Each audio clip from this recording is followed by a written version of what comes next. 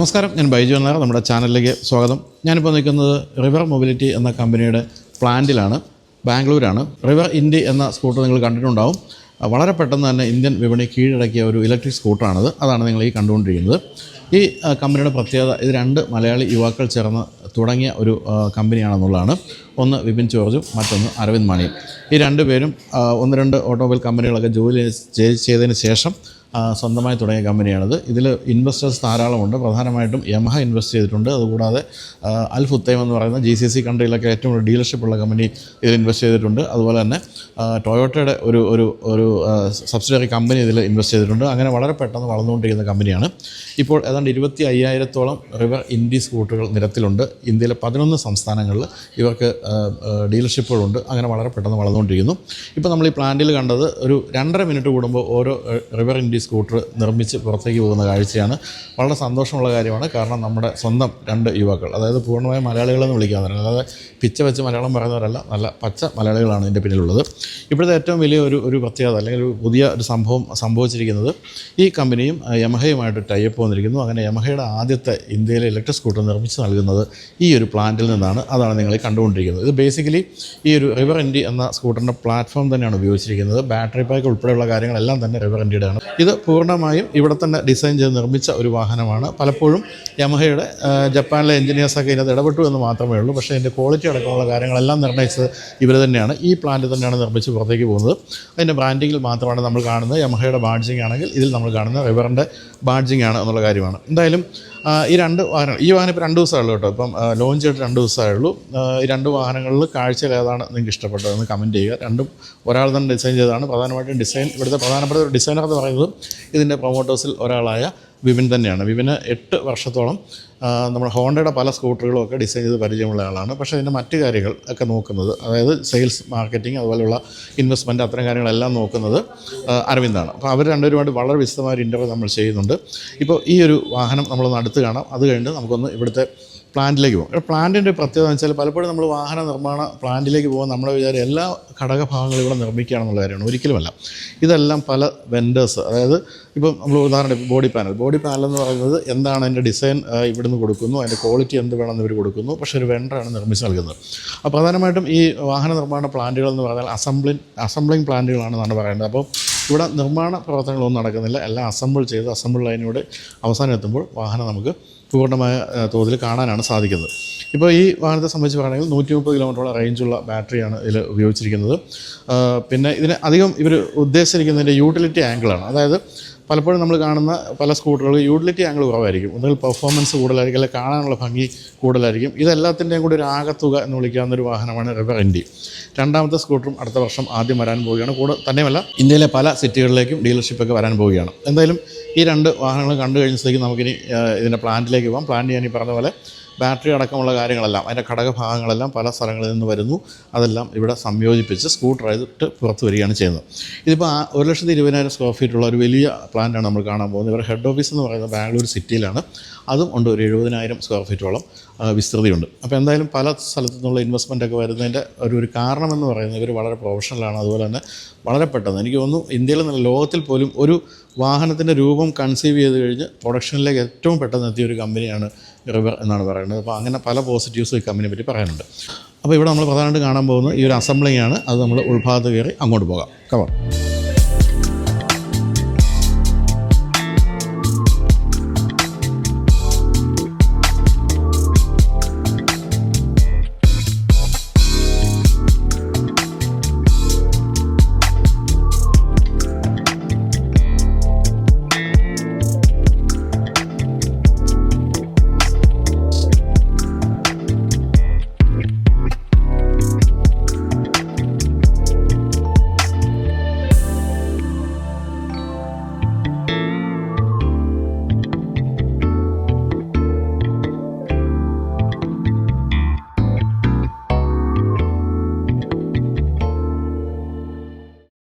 അപ്പോൾ ഇതാണ് river ഇൻഡിയുടെ plant നിങ്ങൾ കണ്ടുകൊണ്ടിരിക്കുന്നത്. ഞാനീ പറഞ്ഞ പോലെ പ്ലാന്റ് എന്ന് പറയുമ്പോൾ ഇവിടെ നിർമ്മാണ പ്രവർത്തനങ്ങളല്ല, അസംബ്ലിംഗ് ആണ് നടക്കുന്നത്.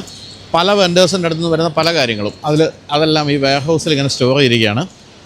അതിൽ എന്താ പറയുക, വളരെ ചെറിയ സ്ക്രൂ തൊട്ട് ബാറ്ററി വരെയുള്ള എല്ലാ കാര്യങ്ങളും ഉണ്ട്. ബാറ്ററിയുടെ സെല്ലുകൾ മാത്രമാണ് ചൈനയിൽ നിന്ന് വരുന്നത്. അതിപ്പോഴും ഇന്ത്യയിൽ അത് നിർമ്മാണം അത്ര സ്ട്രോങ് അല്ലാത്തതുകൊണ്ട് എല്ലാവരും ചൈനയിൽ നിന്നാണ് അത് സോഴ്സ് ചെയ്യുന്നത്. അത് ഒഴിച്ചു നിർത്തിയ ബാക്കി എല്ലാ കാര്യങ്ങളും ഇന്ത്യയിലാണ് നിർമ്മിക്കുന്നത് എന്നുള്ളതാണ് ഏറ്റവും ഗംഭീരമായൊരു കാര്യം. ബാറ്ററിയുടെ അസംബ്ലിംഗ് എന്ന് പറയുന്നത് ഇതിനടുത്തൊരു പ്ലാന്റിലാണ്. പക്ഷേ അവിടെ അങ്ങനെ അവർ വീഡിയോ എടുക്കാൻ അനുവദിക്കുന്നില്ല. അതുകൊണ്ട് നമുക്ക് ഇവിടുത്തെ കാഴ്ചകളാണ് പ്രധാനമായിട്ടും കാണാനുള്ളത്.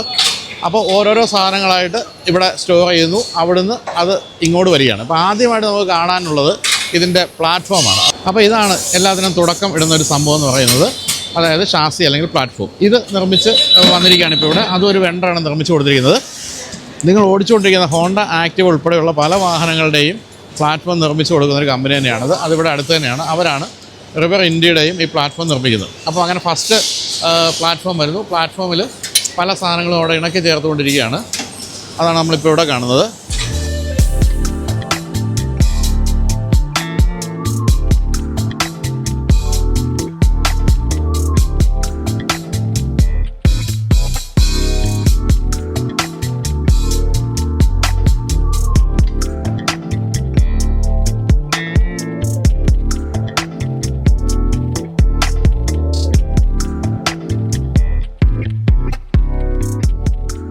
അപ്പോൾ അതിൽ പ്രധാനമായിട്ടും എന്താ ടയറും സസ്പെൻഷൻ സിസ്റ്റം ആദ്യമായിട്ട് അതിലേക്ക് കണക്ട് ചെയ്യുകയാണ്. അതോടൊപ്പം തന്നെ മറ്റ് ബോഡി പാർട്ടുകൾ ചില ഭാഗങ്ങളൊക്കെ ഇവിടെ ഘടിപ്പിക്കുന്നു. ഇവിടെ ഇപ്പോൾ ഇവരുടെ ബാറ്ററിയുടെ ആ പ്ലാന്റ് എന്ന് പറയുന്നത് ഫുള്ളി മെക്കനൈസ്ഡ് ആണ്. ഇവിടെ പക്ഷേ പല കാര്യങ്ങളിലും ഇപ്പോഴും നമ്മൾ മനുഷ്യൻ്റെ കൈ തന്നെ ഉപയോഗിക്കുന്നുണ്ട്. അപ്പോൾ അത്തരം കാര്യങ്ങൾ അവിടെ ഫിറ്റ് ചെയ്ത് കഴിഞ്ഞാൽ ടയറടക്കം അവിടെ ഫിറ്റ് ചെയ്യുന്നുണ്ട്. സസ്പെൻഷൻ അവിടെ കഴിഞ്ഞു. അതിനുശേഷമാണ് ഇവിടെ ബാറ്ററി. നിങ്ങൾ കാണുന്ന റിവർ ഇന്ത്യയുടെ ബാറ്ററിയാണിത്. ബാറ്ററി എന്ന് പറയുന്ന പ്ലാറ്റ്ഫോമിൻ്റെ താഴെ ഈ ഒരു വലിപ്പത്തിൽ ഇരിക്കുന്നു.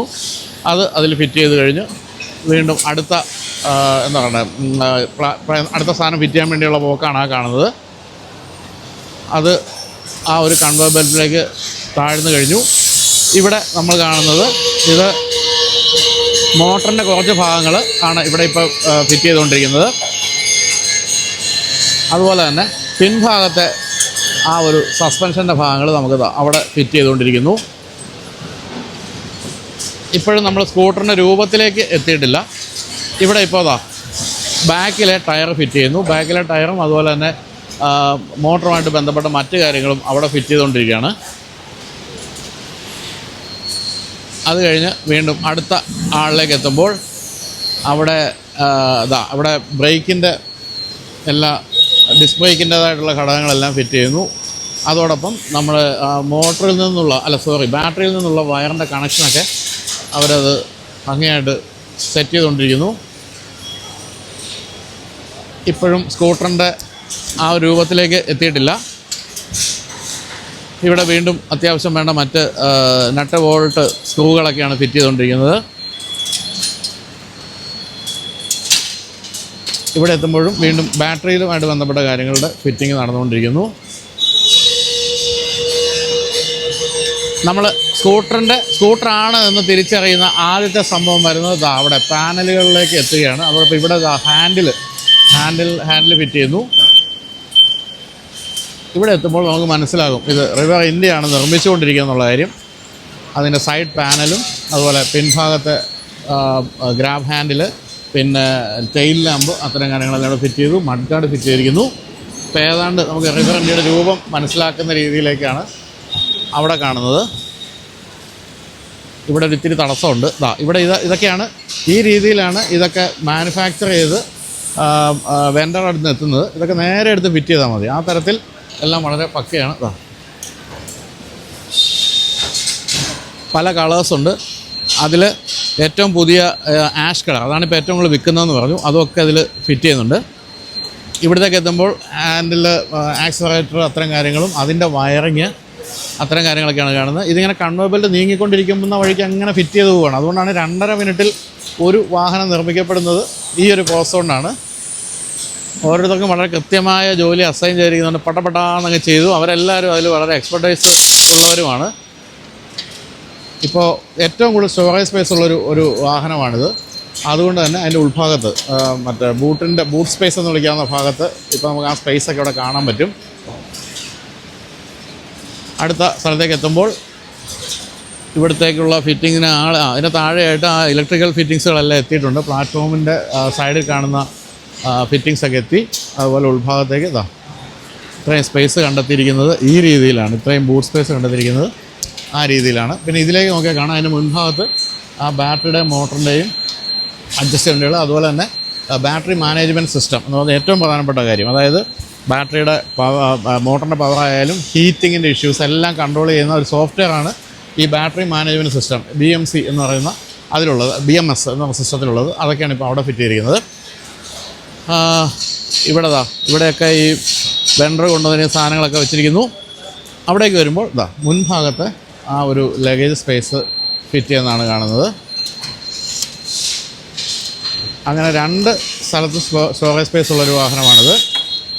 ഇതിലേക്ക് വരുമ്പോൾ അത് പൂർണ്ണമായിട്ടും ഫിറ്റ് ചെയ്തിരിക്കുന്നു. അതിൽ കീയൊക്കെ നമുക്കിപ്പോൾ അവിടെ കാണാം. വീണ്ടും അടുത്ത ഭാഗത്തേക്ക് വരുമ്പോൾ കൃത്യമായും ആ ഇലക്ട്രിക്കൽ സാധനങ്ങളെല്ലാം പെർഫെക്റ്റ് അല്ലേ എന്ന് നോക്കി അതെല്ലാം ഫിറ്റ് ചെയ്യുന്നു. ഇപ്പോഴും മുൻഭാഗത്തെ പാനലൊന്നും ആയിട്ടില്ല.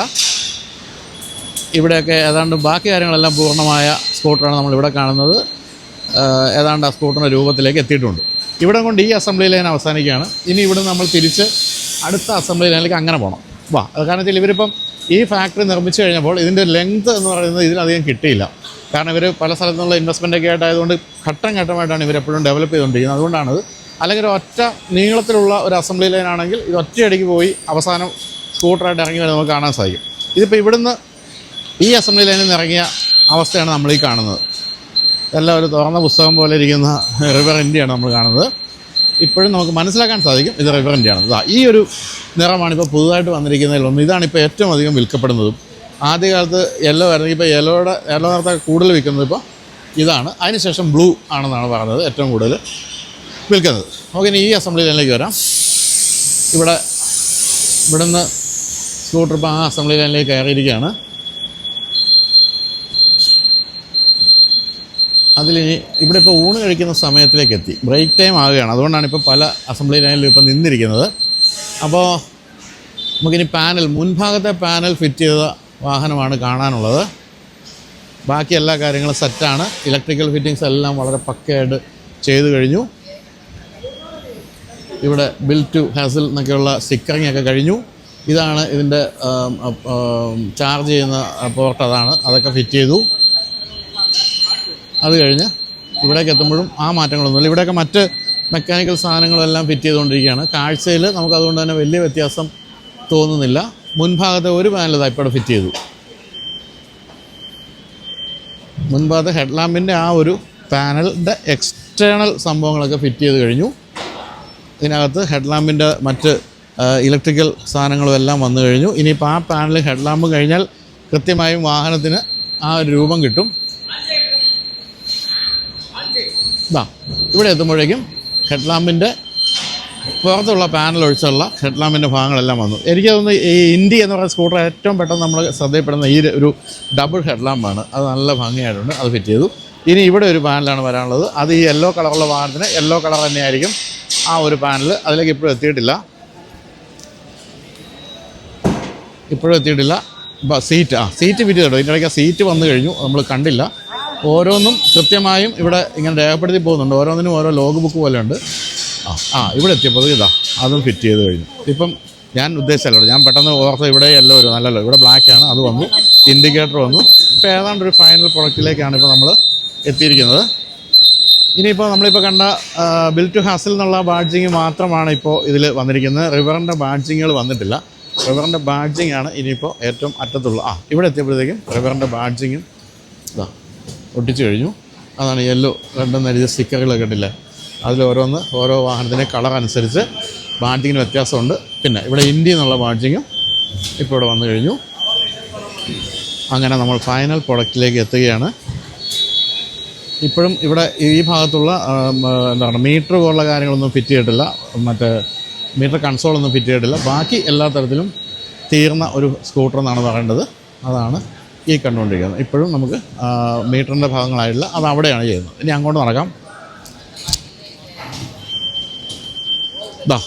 ഇവിടെ ഇപ്പോൾ ഇത് മാനുവലിയാണ് ഫിറ്റ് ചെയ്യുന്നത്. മീറ്ററിൻ്റെ ആ സ്ക്രീനൊക്കെ ഇവിടെ വന്നു കഴിഞ്ഞു. അങ്ങനെ ഒരു ഫൈനൽ പ്രൊഡക്റ്റിലേക്ക് വരുന്നത് ഇവിടെ വെച്ചാണ്. അതിൻ്റെ എല്ലാ ഫൈനൽ സംഭവങ്ങളൊക്കെയാണ് ഇപ്പോൾ നമ്മളിവിടെ കണ്ടുകൊണ്ടിരിക്കുന്നത്.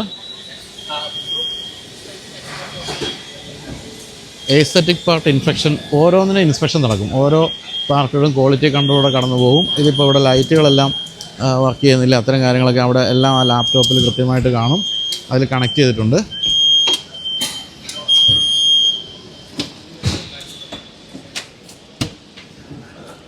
കൃത്യമായ ക്വാളിറ്റി ഇൻസ്പെക്ഷൻ നടന്നുകൊണ്ടിരിക്കുകയാണ്. അതിനുശേഷം ഇവിടെ എത്തുമ്പോൾ വീണ്ടും അടുത്ത ഇൻസ്പെക്ഷനാണ്. അതൊക്കെ ഡിസ്കണക്ട് ചെയ്തൊക്കെ വീണ്ടും നോക്കുന്നുണ്ട്. ഹെഡ് ലാമ്പ് ഓറിയൻറ്റേഷനാണ് നോക്കുന്നത്. ഇതെല്ലാം നമ്മളിപ്പോൾ ഈ ഇന്ത്യയിൽ ഏതൊരു വാഹനം നിർമ്മിച്ചാലും അത് ARAI എന്ന് പറയുന്ന ആ ഒരു ബോഡിയിൽ കൊടുത്ത് ഹോമലോഗേഷൻ നടത്തണം. അതായത് ലൈറ്റ് അടക്കമുള്ള എല്ലാ കാര്യങ്ങളും വളരെ കൃത്യമായും ARAI ഇൻസ്പെക്ട് ചെയ്ത് അതിൽ നിന്ന് അണുവിട മാറാൻ പറ്റില്ല. മാറിക്കഴിഞ്ഞാൽ വലിയ ഫൈൻ വരും എന്നുള്ളതുകൊണ്ട് തന്നെ ഓരോ കാര്യങ്ങളും കൃത്യമായിരിക്കണം. അവർ റാൻഡമായിട്ടൊക്കെ ചിലപ്പോൾ ഇൻസ്പെക്ട് ചെയ്യും. അങ്ങനെ വരുമ്പോഴത്തേക്കും ലൈറ്റിൻ്റെ ആ ഒരു ലെങ്ത് അല്ലെങ്കിൽ അതിൻ്റെ ഫോക്കൽ സംഭവങ്ങളെന്നൊക്കെ പറയുന്നത് വളരെ കൃത്യമല്ലെങ്കിൽ ഫൈൻ അടിക്കുന്നുള്ളതുകൊണ്ട് ഓരോന്നിലും കൃത്യമായ രീതിയിലുള്ള കാര്യങ്ങൾ ടെസ്റ്റ് ചെയ്തിട്ട് വെളിയിലേക്ക് വിടാൻ പറ്റും. അങ്ങനെ അതെല്ലാം കഴിയുന്ന വാഹനമാണ് ഇപ്പോൾ ഇവിടെ എത്തുന്നത്. മുമ്പൊക്കെ നമുക്കറിയാവുന്ന പോലെ ഓരോ പ്ലാന്റിൻ്റെ സൈഡ് വലിയ ടെസ്റ്റ് ട്രാക്ക് ഉണ്ടാകും. അതുവഴി വാഹനം ഓടിച്ച് നോക്കുന്നു, അതിൽ ടണൽ ടെസ്റ്റ്, അതായത് ബ്രേക്ക് ടെസ്റ്റ് ഒക്കെ നടത്തുമെങ്കിൽ ഇതെല്ലാം ഇപ്പോൾ ഒരു മെഷീനിൽ തീരുകയാണ്. ഈ മെഷീനിലിപ്പോൾ നമുക്കിവിടെ കാണാം റിവേഴ്സ് മോഡ് അപ്ലൈ ചെയ്ത് നോക്കിയിട്ടുണ്ട്. അത് ഓരോന്നിനും പാസ് അടിച്ച് പോകണം. ഇവിടെ പാസ് എന്ന് എഴുതിയിട്ടുണ്ട്. ഓരോന്നും പാസ് ചെയ്ത് പോകണം. ഇതിൽ മാക്സിമം സ്പീഡ് എടുക്കാൻ പറ്റും. അങ്ങനെ അത്തരം കാര്യങ്ങൾ നോക്കാൻ പറ്റും. ബ്രേക്കിങ് നോക്കാൻ പറ്റും. എല്ലാം ഈ ഒരു ഇതിൽ ചെയ്തിട്ട് എല്ലാം പാസ് എന്ന് ആയിക്കഴിഞ്ഞാൽ നേരെ ഫൈനൽ പ്രൊഡക്റ്റ് അവിടെ കൊണ്ടുപോയി വെക്കുകയാണ്. അത് പിന്നെ നേരെ ട്രക്കിൽ കയറ്റി ഇന്ത്യയുടെ വിവിധ ഭാഗങ്ങളിലേക്ക് പോകുന്നു. അപ്പോൾ ഇതാണ് ഒരു വാഹനം നിർമ്മിക്കപ്പെടുന്നത് എങ്ങനെ എന്ന് കൃത്യമായിട്ട് കാണിച്ചു തരാൻ പറ്റുന്നൊരു സംഭവം. എന്തായാലും ഇന്ത്യയുടെ പല കളേഴ്സൂടെ കാണാം. ഇതൊരു പുതിയ നിറമാണ്. ഇതൊരു ഓഫ് വൈറ്റ് നിറം. ഇത് പുതുതായിട്ട് വന്നതാണ്. ഇത് നല്ല ഭംഗിയുള്ള നിറമാണ്. കൂടാതെ ആ ബ്ലൂ, അതായത് ആഷ് കളർ കഴിഞ്ഞ് ഏറ്റവും കൂടുതൽ വിൽക്കുന്ന ഈ ബ്ലൂ ആണ്. അതാണ് ആഷ്. അപ്പോൾ നമ്മൾ വീണ്ടും എനിക്ക് എപ്പോഴും പറയാൻ തോന്നുന്നു, നമ്മുടെ നമ്മുടെ മലയാളികളെ 2 യുവാക്കൾ എന്താ പറയുക, വലിയ സാമ്പത്തിക സ്ഥിതിയൊന്നും ഉള്ളവരല്ല. പക്ഷേ അവരുടെ നിശ്ചയദാർഢ്യം കൊണ്ട് അവരത് വളരെ കൃത്യമായും ഇൻവെസ്റ്റ്മെൻറ്റൊക്കെ വാങ്ങിച്ച് വളരെ കൃത്യമായ രീതിയിൽ ഗംഭീരമായൊരു പ്രസ്ഥാനം പടുത്തുയർത്തിയിരിക്കുകയാണ്. നമ്മളെന്തായാലും മലയാളികൾ അത് 2 കൈ നീട്ടി സ്വീകരിച്ചു. കാരണം ഏറ്റവും അധികം വാഹനം റിവർ ഇന്ത്യ വിൽക്കപ്പെടുന്നത് കേരളത്തിലാണെന്നുള്ള സന്തോഷമുള്ള കാര്യമാണ്. നമ്മൾ ആദ്യകാലത്ത് ഇതിൻ്റെ വീഡിയോ ചെയ്തപ്പോൾ തന്നെ എല്ലാവരും ശ്രദ്ധിച്ചായിട്ട് എനിക്കറിയാം. എല്ലാവരും കൊള്ളാമല്ലോ എന്ന് തോന്നുന്ന ഒരു രൂപത്തിലേക്ക് വാഹനം മാറ്റിയിട്ടുണ്ടല്ലോ എന്നൊക്കെ പറഞ്ഞിരുന്നു. അപ്പോൾ ഇവിടെ നമ്മൾ പെയിൻറ്റിന് ഇൻസ്പെക്ഷൻ പോലുള്ള കാര്യങ്ങളൊക്കെയാണ് ഈ ഒരു ലൈറ്റിൽ നടക്കുന്നത്. ഇതും കൂടെ കഴിഞ്ഞാൽ എല്ലാം പക്കയാണ്. അതിനുശേഷം ഇവിടെ നിന്ന് ഓടിച്ചതിന് ചുറ്റുമുള്ളൊരു ചെറിയ ട്രാക്കിൽ ഒന്ന് ഓടിച്ച് നോക്കും. ഹമ്പും പമ്പും ഒക്കെ അവിടെ അവർ നിർമ്മിച്ചിട്ടുണ്ട്. അതുകൂടെ കഴിഞ്ഞാൽ നിങ്ങളുടെ കയ്യിലേക്ക് എത്തുന്നത് ഗംഭീരമായ എല്ലാ ക്വാളിറ്റി കൺട്രോളും കഴിഞ്ഞ ഒരു റിവർ ഇന്ത്യ സ്കൂട്ടറായിരിക്കും. അപ്പോൾ ഈ ഒരു ഒറ്റ പ്രൊഡക്റ്റാണ് ഇവർക്കുള്ളതെന്നുള്ളൊരു കാര്യമുണ്ട്. ഒരു കാര്യം കാണിക്കാൻ വിട്ടു കേട്ടോ. റെഡ് ഡോട്ട് എന്ന് പറയുന്ന ഒരു ഡിസൈൻ കോൺടെസ്റ്റിൽ 2025-ലും 2026-ലും 2024-25-ലെ വിന്നർ എന്ന് പറയുന്ന ഈ ഒരു സ്കൂട്ടറാണ്. അത് നമ്മുടെ വിപിനും സംഘവും ചേർന്ന് ഡിസൈൻ ചെയ്തതാണെന്നുള്ളതും അങ്ങേയറ്റം സന്തോഷം ഉണ്ടാക്കുന്ന ഒരു കാര്യമാണ്.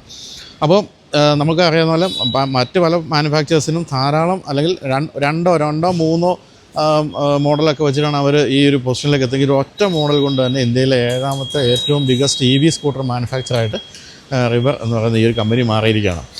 ഇപ്പോൾ ഇത് ഒന്ന് വെളിയിൽ കൂടി ടെസ്റ്റ് ഡ്രൈവ് ചെയ്ത് ഓടിച്ചിട്ട് വന്നതാണ്. ആ ഹെൽമെറ്റൊക്കെ വെച്ചയാൾ. ഇതുകൂടെ കഴിഞ്ഞാൽ ഇത് ഫൈനൽ പ്രൊഡക്റ്റ് ആയി കഴിഞ്ഞു. ഇനി നേരെ ട്രക്കിലേക്ക് കയറും. അപ്പോൾ ഇതാണ് റിവർ ഇന്ത്യ എന്ന് പറയുന്ന സ്കൂട്ടറിൻ്റെ നിർമ്മാണത്തിൻ്റെ കഥ. ഒരു സ്കൂട്ടർ 2 മലയാളികൾ ഉണ്ടാക്കിയ കഥ എന്ന് വേണമെങ്കിൽ നമുക്ക് പഴയ സോൾട്ട് ആൻഡ് പെപ്പർ സിനിമയുടെ ആ ഒരു പോസ്റ്ററിനെ അനുസ്മരിപ്പിക്കുന്ന രീതിയിൽ പറയാം. അപ്പോൾ എന്തായാലും അവരുമായിട്ടുള്ള ഇൻ്റർവ്യൂ ആണ് ഇനി നിങ്ങൾ കാണാൻ പോകുന്നത്. എനിക്ക് തോന്നുന്നത് നമ്മുടെ ചെറുപ്പക്കാർക്ക് ഏറ്റവും അധികം ഇൻസ്പയറിംഗ് ആകാൻ പോകുന്ന ഒരു ഇൻ്റർവ്യൂ ആയിരിക്കും അത്. കാരണം നമ്മളൊരു വർക്ക്ഷോപ്പോ ഒരു ഡീലർഷിപ്പോ തുടങ്ങുന്ന പോലത്തെ കഥയല്ല, ഒരു വാഹന നിർമ്മാണ കമ്പനി 2 പേരും ചേർന്ന് തുടങ്ങി എന്ന് മാത്രമല്ല അത് വളരെ പെട്ടെന്ന് ഇന്ത്യയിൽ ഏറ്റവും ശ്രദ്ധിക്കപ്പെടുന്ന ഒരു കമ്പനിയായിട്ട് മാറുകയും ചെയ്തു. ആ കഥ നമുക്കിനി അടുത്ത എപ്പിസോഡിൽ കാണാം. അപ്പോൾ വീഡിയോ കണ്ടെല്ലാവർക്കും നന്ദി.